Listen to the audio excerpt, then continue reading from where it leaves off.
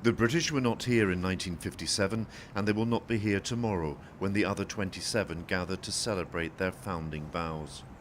They signed that pledge to unify Europe here, in the splendour of a capital that had once brought unity by conquest to the ancient world. The 6 founding nations, that small initial group, were driven by the experience of war, the most destructive in human history, twice in their direct living memory. The men who sat at this table were not just building a trading bloc. This was for them, above all, a peace project. They were trying to turn the page on centuries of conflict in Europe and create a world in which war between the core nations of the continent would become not just undesirable or difficult, but actually impossible.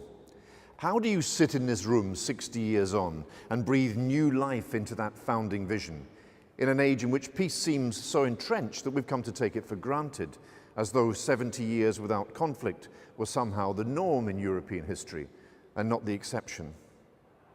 The fall of communism created the sense that the EU's liberal order had triumphed, but it contained the seeds of today's crisis. Expansion to the east and open borders brought a sense of migration out of control. The straitjacket of the single currency brought stagnation to the south. There is a mounting popular desire to go back to the perceived certainties of national sovereignty. The spheres of influence that we saw before World War I are coming back. You've got Russia, you've got the US, you've got China. And in all this, only a unified Europe, acceptable for everyone, could play a positive role in a future world. Otherwise, it's going to be crushed by these big spheres of influence of others. For the war that shaped the European project is slipping from living memory now. That's why Enrico Pieri, who's 82, comes most days to Sant'Anna, the Tuscan village of his childhood, to talk to today's children. They listen spellbound.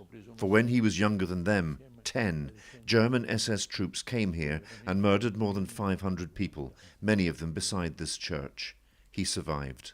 Questo per tanti anni non volevo parlare mai di Sant'Anna. For many years I didn't want to talk about the massacre, he told me, but I came to believe that young people should know about it.